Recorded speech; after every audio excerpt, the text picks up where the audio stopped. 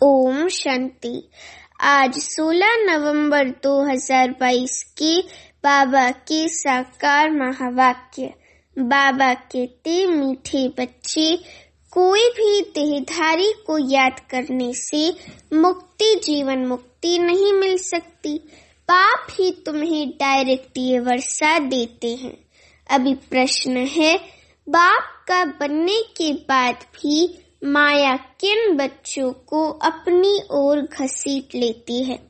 उत्तर है, जिनका बुद्धि योग पुराने संबंधियों में भटकता है, पूरा ज्ञान नहीं है या कोई पुरानी आदत है, ऐसे बच्चों को माया अपनी ओर घसीट लेती है। और बाहर का संग भी बहुत खराब है, जो खत्म कर देता है। संग का असर बहुत जल्दी लगता है, इसलिए बाबा कहते, बच्चे, एक बाप के साथ बुद्धि योग रखो, बाप को ही फॉलो करो, कोई भी देहधारी में प्यार नहीं रखो। अभी गीत है, तुम्हें पाके हमने जहां पा लिया, जमी तो जमी आसमां पा लिया। अभी बाबा कहते, ओम शांति। मीठे मीठे बच्चे जानते हैं कि अभी बेहद के बाप शिव बाबा से हमें स्वर्ग की बादशाही का वर्षा मिल रहा है। ये बहुत समझने की बात है। कहावत है, परम पिता परमात्मा सभी धर्म स्थापकों को भेज देते हैं अपना अपना धर्म स्थापन करने के लिए, तो वे आकर धर्म स्थापन करते हैं। ऐसे नहीं कि वे कोई को वर्षा देते हैं, नहीं, वर्षे की बात ही नहीं निकलती, क्योंकि वो भी तो परमात्मा के बच्चे हैं ना। और सब जो उनके धर्म की वंशावली है वो भी परमात्मा के बच्चे हैं, तो भाई भाई को वर्षा कैसे दे सकता है? तो इसलिए वो लोग वर्षा वगैरह कुछ नहीं देते हैं। तो बाबा कहते, वर्षा देने वाला एक बाप शिव बाबा है। क्राइस्ट की आत्मा कोई सभी का बाप थोड़ी है जो वर्षा देगी। उन्होंने खुद भी कहा है, I am the son of God, मतलब मैं जो भगवान का बच्चा हूँ। I am not God, God is one, भगवान एक है। तो वे खुद आते हैं, शिव बाबा, वर्षा देना उनका काम है। बाप से वर्षा लेना होता है। वे तो क्रिश्चियन का भी बाप नहीं जो वर्षा देवे, भला वे कौन सा वर्षा देंगे? प्रश्न उठता है। और वर्षा किसको देंगे? वे तो धर्म स्थापन करने आते हैं, धर्म स्थापक वगैरह। उनके पीछे दूसरे क्रिश्चियन धर्म की आत्माएं आती जाती हैं। वर्षे की बात ही नहीं, वर्षे की तो बात ही नहीं। बाप से स्वर्ग की बादशाही का वर्षा लेना होता है।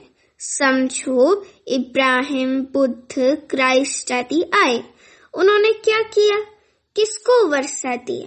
नहीं, वर्षा देना बाप शिव बाबा का ही काम है। वे तो खुद आते हैं। शिव बाबा तो खुद इस धरती पर ब्रह्मा तन पर अवतरित होते हैं हम सबको ज्ञान देने। तो आत्माएं आती जाती वृद्धि को पाती रहती हैं। वर्षा हमेशा क्रिएटर से मिलता है। क्रिएटर एक है रचयिता लौकिक बाप, दूसरा है पारलौकिक बाप शिव बाबा। ये धारणा करने की बातें हैं, ये सब बातें धारण करने की हैं। धारणा भी उन्हों को होंगी जो औरों को दान करते होंगे। अभी बेहद का बाप सब बच्चों को वर्षा देने आए हैं। बेहद का बाप ही बच्चों को बेहद की स्वर्ग की बादशाही का वर्षा देते हैं। समझे? अभी बेहद का बाप सब बच्चों को वर्षा देने आए हैं। बेहद का बाप ही बच्चों को बेहद का वर्षा देते हैं। क्रिश्चियन, इस्लामी, बौद्धी आदि सबका बाप एक है। सब गॉड फादर कहते हैं। क्राइस्ट ने भी कहा है गॉड फादर। फादर को कभी भूलते नहीं। फादर मतलब पिता को कभी भूलते नहीं। गॉड फादर एक ही निराकार शिव बाबा को कहा जाता है। एक ही निराकार को कहा जाता है। सब निराकार आत्माओं का बाप एक ही है शिव बाबा। धर्म स्थापकों का भी वह निराकार एक बाप है। उनसे ही स्वर्ग की बादशाही का वर्षा मिलता है। सब गॉड फादर कहकर पुकारते हैं। एक भारत ही है जिसमें कहते हैं ईश्वर सर्वव्यापी है। भारत से ही और सभी सर्वव्यापी कहना सीखे हैं। अगर ईश्वर सर्वव्यापी है फिर ईश्वर को याद क्यों करते हो? साधु लोग साधना व प्रार्थना किसकी करते हैं? बाप तो पूछेंगे ना। क्रिएटर सबका एक है शिव बाबा, वही पतित पावन है। सत्युग में सभी पावन ही होते हैं, फिर पतित कैसे बनते हैं? लिखा हुआ है देवताएं ही वाम मार्ग में जाती हैं। अब फिर पावन सत्युग की दुनिया बन रही है। द्वापर आदि से पतित दुनिया शुरू होती है। ईश्वरीय राज्य और आसुरी राज्य आधा आधा है। भारत की बात है, रावण को भारत में ही जलाते हैं। तो बाबा ने समझाया है और धर्म स्थापक किसको भी वर्षा नहीं देते हैं, बाकी धर्म स्थापन करते हैं, इसलिए उनको याद करते हैं। बाकी क्राइस्ट को, ब्रह्मा को, विष्णु को व शंकर को याद करने अथवा उनकी प्रार्थना करने से वे कुछ भी नहीं दे सकते। देने वाला एक बाप दाता शिव बाबा ही है। उनको सम्मुख आना पड़ता है। श्री कृष्ण में परमात्मा आते हैं ऐसा कोई भी मानते नहीं। श्री कृष्ण सत्युग का प्रिंस और श्री कृष्ण भी शिव परमात्मा के बच्चे हैं। तो शिव बाबा है बाप और श्री कृष्ण सत्युग का प्रिंस है और शिव बाबा है पतित पावन लिबरेटर। वो लिबरेट करने कहाँ आते हैं? कलयुग के अंत संगम युग पर। तो संगम युग पर तो कृष्ण की जो आत्मा है वो कृष्ण के नाम रूप से तो रहेंगी नहीं, वो तो सत्युग में थी ना। अब जो कृष्ण की आत्मा जो पावन थी सत्युग त्रेता में, वो अब द्वापर कलयुग और कलयुग के अंत में भी पतित बनती जाती है। तो उनको और सभी मनुष्य आत्माओं को पतित से पावन बनाने वाला वो एक ही पतित पावन शिव बाबा है। तो ऐसा कोई नहीं कह सकते कि श्री कृष्ण में परमात्मा आते नहीं। बाप कहते हैं मैं तुम आत्माओं को स्वर्ग की बादशाही का वर्षा देने एक ही टाइम पर आता हूँ। वर्षा बाप शिव बाबा बच्चों आत्माओं को देते हैं। बाबा दो को ही कहा जाता है, एक शरीर का बाबा लौकिक बाप, दूसरा आत्माओं का बाबा जो हम सभी का पिता है ना। तो हम आत्माओं का बाबा पारलौकिक पिता शिव बाबा, और कोई बाबा हो नहीं सकता, माना पिता और कोई हो नहीं सकता। तुमको इस बाबा अर्थात ब्रह्मा बाबा प्रजापिता ब्रह्मा से वर्षा मिल नहीं सकता, क्योंकि ये भी तो शिव बाबा की वंशावली है ना। और इनके मुख से शिव बाबा ने ज्ञान जो है वो हम सभी बच्चों को दिया है ब्रह्मा के मुख द्वारा। तो हम सब शिव वंशी ब्रह्मा कुमार कुमारी हैं, ब्रह्मा मुख वंशावली हैं। पर ब्रह्मा बाबा से भी हमें स्वर्ग की बादशाही का वर्षा नहीं मिल सकता, वो हमें शिव बाबा से ही मिल सकता है।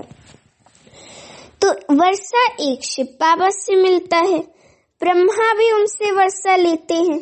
वे सर्व के सद्गति दाता हैं। शिव बाबा सर्व की मुक्ति जीवन मुक्ति दाता हैं।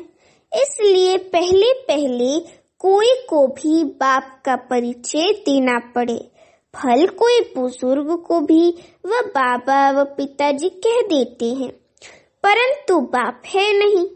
बाप एक लौकिक दूसरा पारलौकिक ही होता है। ये ब्रह्मा भी जिस्मानी बाप है।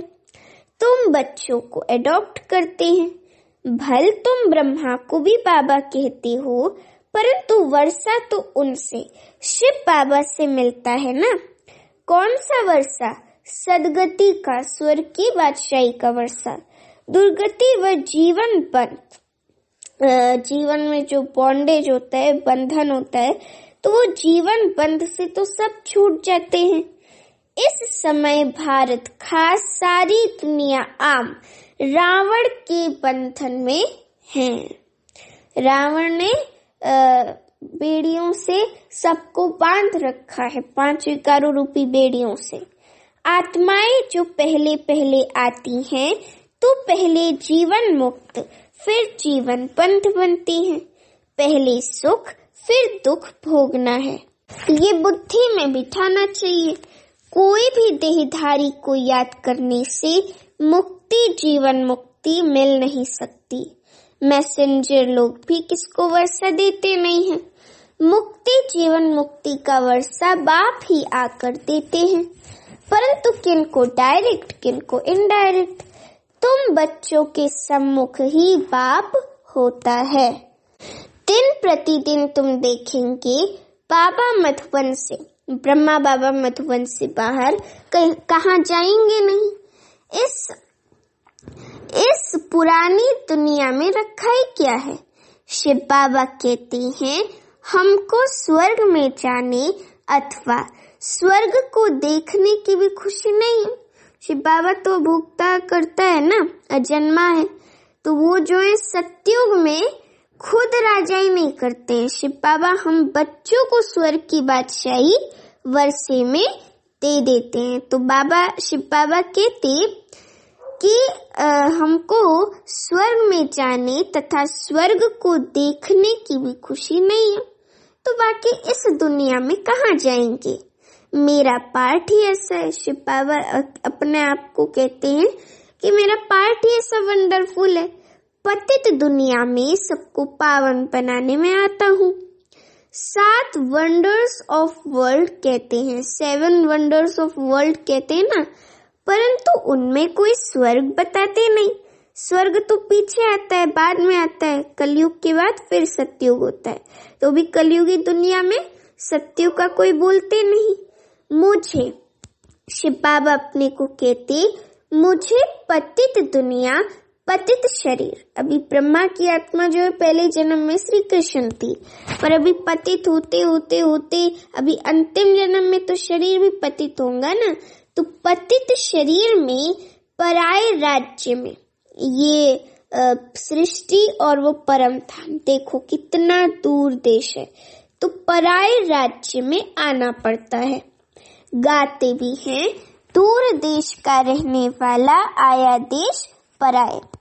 इसका अर्थ तुम बच्चे ही समझ सकते हो। अभी हम पुरुषार्थ करते हैं, फिर अपने देश में आएंगे, फिर अपने सतयुग में आएंगे। अच्छा, द्वापर के बाद जो आत्माएं आएंगी वे तो पराये राज्य अर्थात रावण राज्य में आएंगी, पावन राज्य में तो नहीं आएंगी। उन्हों का थोड़ा सुख थोड़ा दुख का पार्ट है। तुम सतयुग से लेकर फुल सुख देखते हो, हर एक को अपना अपना पार्ट मिला हुआ है। बाप तुम बच्चों को बैठ राज समझाते हैं कि मैं कैसे देवी देवता धर्म स्थापन करता हूँ। इसमें सुख ही सुख है और उसके लिए तुमको लायक बनाता हूँ। तुम समझते हो हम स्वर्ग के मालिक थे, फिर माया ने पूरा नालायक बनाया है। बाप कहती हैं शिव बाबा, अभी तुम कितने बेसमझ बन पड़े हो। नारद की कहानी है ना, तुम समझ सकते हो। भगत झांझ बजाने वाला लक्ष्मी को कैसे वरेंगा जब तक राजयोग सीख पवित्र ना बने। भल शरीर तो सबके भ्रष्टाचारी हैं, क्योंकि भ्रष्टाचार से पैदा होते हैं कलयुग में। तुम तो ब्रह्मा की मुख वंशावली हो, ये बड़ी समझने की बातें हैं, ये बहुत ही गुह्य रीति समझने की बातें हैं। ये रचता और रचना की नॉलेज बाप खुद ही आकर देते हैं। बाप शिव बाबा जो है वो खुद ही आकर ये रचता और रचना की नॉलेज हमें देते हैं। सब पॉइंट्स कोई समझ भी नहीं सकेंगे, सारी पॉइंट्स ज्ञान की कोई समझ भी नहीं सकेंगे। यहाँ मुरली क्लास से बाहर गए तो कोई का संग मिला और ज्ञान की बात खत्म। कहा भी जाता है संग तारे कुसंग पूरे, माना तारे जैसा संग हो, अच्छा संग हो तो अच्छा संग हो तो तारे जैसे बन जाते हैं, और बुरा संग हो कुसंग हो तो बोरे जैसे बन जाते हैं। तो बाबा कहते भले यहाँ भी बैठे हैं परंतु पूरा बुद्धि योग नहीं है, ज्ञान नहीं है तो संग दोष में गिर पड़ते हैं। कोई भी किसी में आदत है तो उनका संग करने से वे असर झट पड़ जाता है। ये है बाबा का संग। अभी बाबा कहते कि ये है बाबा का संग, और फिर जो बाप को फॉलो कर औरों का भी उद्धार करते हैं वे उच्च पद पाते हैं। कई नए नए बच्चे कहते हैं बाबा हम नौकरी आदि छोड़ इस सर्विस में लग जाएं। बाप कहते हैं आगे चल माया ऐसे नाक से पकड़ेगी जो पूछो मत। अनुभव कहता है ऐसे बहुतों ने छोड़ा, बाबा को फारकती दे दी और चले गए। ईश्वरीय जन्म तो लिया फिर माया ने घसीट लिया। बड़े अच्छे अच्छे बच्चों को माया एक घूसा लगाए बेहोश कर देती है, माना बाबा के ज्ञान से ब्राह्मण कुल से बाबा से बेहोश कर देती है। जिनका बुद्धि योग बाहर बाह्य मुक्ता में भटकता रहता है पुराने संबंधियों आदि में, इसलिए बाबा कहते हैं देहधारियों से बुद्धि योग जास्ती मत रखो। इस बाबा से ही भल तुम्हारा कितना भी प्यार है, इस बाबा माना ब्रह्मा बाबा से ही भल तुम्हारा कितना भी प्यार है तो भी इनसे बुद्धि योग मत लगाओ। बाप को याद नहीं करेंगे तो विकर्म विनाश नहीं होंगे। कोई भी शरीरधारी में प्यार मत रखो। सत्संगों में सब शरीरधारी ही सत्संग में सुनाते हैं, कोई महात्मा का नाम लेते हैं। ऐसे थोड़े ही कहते हैं कि परम पिता परमात्मा शिवम को पढ़ाते हैं। बाप बैठ बच्चों को समझाते हैं। इस रचना का चैतन्य बीज मैं हूँ। मुझे चैतन्य माना इनकॉग्निटो, इनकॉर्पोरियल। मुझे सारी झाड़ की नॉलेज है, वे तो जड़ बीज है। चैतन्य होता तो सुनाता। मुझ बीज में जरूर झाड़ के आदि मध्य अंत की नॉलेज होगी ना। वे तो जड़ बीज है, वे जो पौधे का बीज होता है वे तो जड़ बीज है। चैतन्य होता तो अपनी कथा सुनाता कि कैसे मुझ बीज से जड़ निकली, फिर उस जड़ से प्लांट ग्रो हुआ, फिर वो प्लांट जो है थोड़ा सा बड़ा हुआ, फिर वो पेड़ में बदला।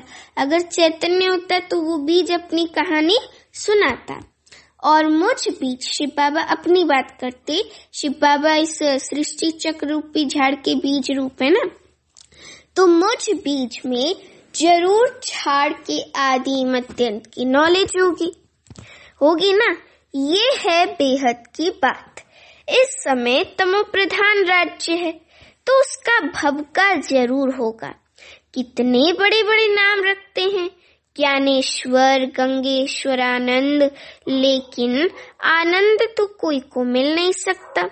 सन्यासी खुद कहते हैं कि यहाँ का सुख जो है वो काग विष्टा समान है, लेकिन स्वर्ग का नाम भूलते नहीं है। कहते हैं फलाना स्वर्ग पधारा, फिर पितरों को बुलाते हैं। आत्मा कोई में प्रवेश कर बोलती है, परंतु आत्मा कैसे आती है कोई नहीं जानते। शरीर दूसरे का है, खाएगी भी उनकी आत्मा, उनके पेट में पड़ेगा, हवा की वासना वे लेती है। शिव बाबा तो है ही अभोक्ता, कुछ खाते नहीं है ना, और ना ही कोई सुख दुख भोगते हैं। मम्मा की आत्मा आती है तो खाती है, पितृ भी आते हैं तो खाते हैं। ये बातें समझने की हैं, तो सिवाय एक के किसको बाबा शिव बाबा कहा नहीं जाता। इनसे क्या वर्षा मिल सकता, ब्रह्मा बाप से क्या वर्षा मिल सकता, कुछ भी नहीं मिलेगा, कुछ नहीं मिल सकेगा। क्राइस्ट ने वर्षा दिया है क्या? उन्होंने तो लड़ाई कर राजाई स्थापन की है। क्रिश्चियन लोगों ने लड़ाई की। जब धन की वृद्धि हो, धन इकट्ठा हो, तब राजाई चल सके। ऐसे थोड़ी है कि क्रिश्चियन ने राजाई दी। राजाई अपने पुरुषार्थ से ड्रामा प्लान अनुसार मिलती है, ऐसे कहेंगे। बाकी मनुष्य किसको कुछ दे नहीं सकते, अगर देते हैं तो अल्पकाल का सुख। अभी तो तमो प्रधान है, माया का बहुत जोर है। अब माया से युद्ध करना है। माया जीते जगत जीत। मनुष्य शांति में रहने के लिए कितना माथा मारते हैं। मन ऐसे थोड़े ही शांत हो सकता है। ये तो कुछ सीखते हैं जो हिप्नोटाइज आदि कर अनकॉन्शियस कर देते हैं। मेहनत लगती है, किसकी तो ब्रेन ही खराब हो जाती है। हिप्नोजम से जो है किसकी जो है ब्रेन खराब हो जाती है ना, ब्रेन पे असर पड़ता है ये हिप्नोटाइज से।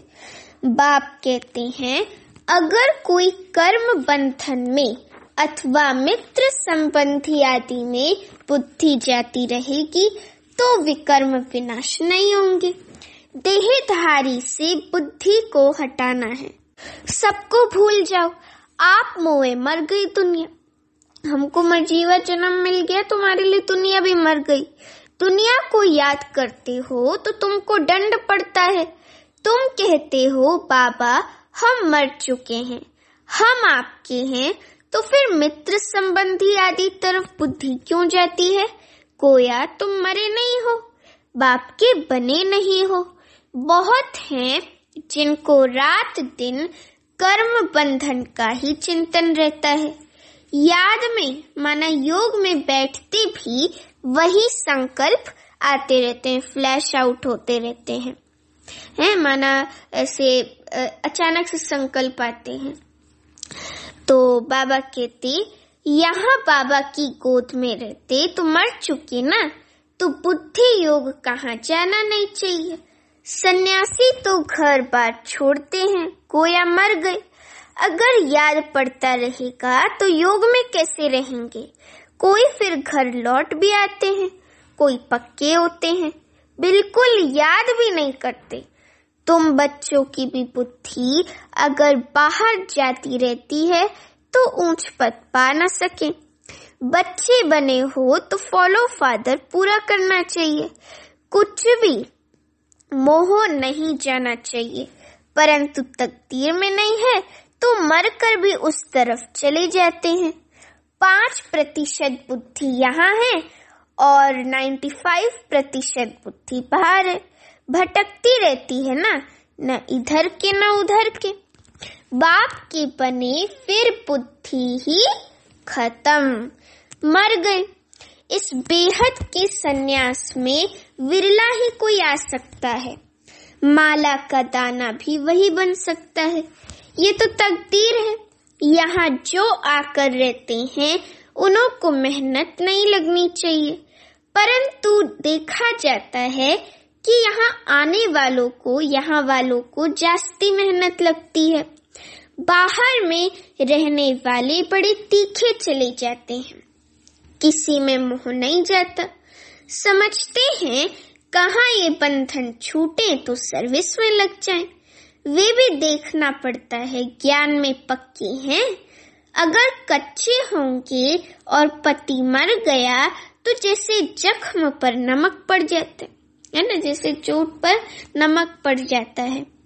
जब तक अच्छी रीति नहीं मरे हैं जब तक अच्छी रीति मर्जीवा नहीं बने तो जैसे जख्म पर नमक पड़ता रहता है।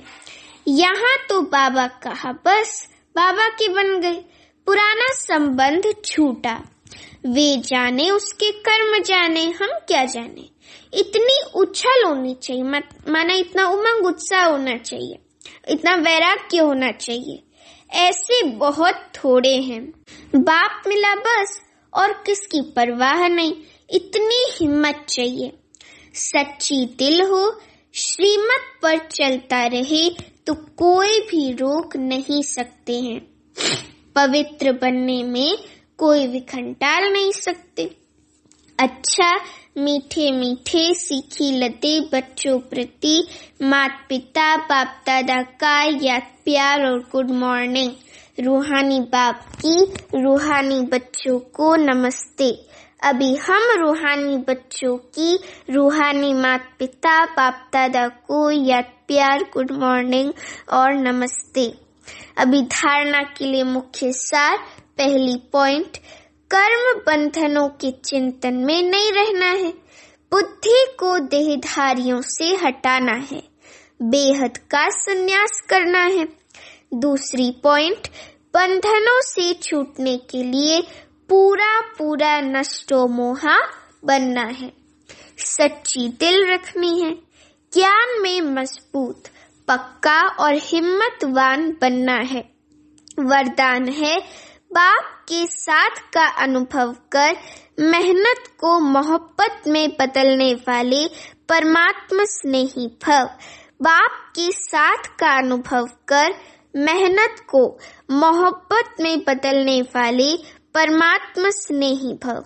अभी वरदान का स्पष्टीकरण है। बाप दादा बच्चों को अपने स्नेह और सहयोग की गोदी में बिठाकर मंजिल पर ले जा रहे हैं। आप बच्चे सिर्फ परमात्मा स्नेहीपन गोद में समाये रहो तो मेहनत मोहब्बत में बदल जाएगी। लवलीन हो हर कार्य करो। बाप दादा हर समय सर्व संबंधों से आपके साथ हैं, सेवा में साथी हैं और स्थिति में साथ हैं। सर्व संबंधों से साथ निभाने की ऑफर करते हैं। आप सिर्फ परमात्मा स्नेही बनो और जैसा समय वैसे संबंध से साथ रहो तो अकेलापन फील नहीं होगा।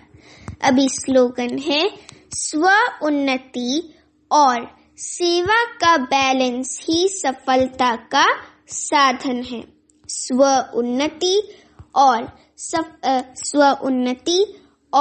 सेवा का बैलेंस ही स्व उन्नति का साधन है। अच्छा, ओम शांति।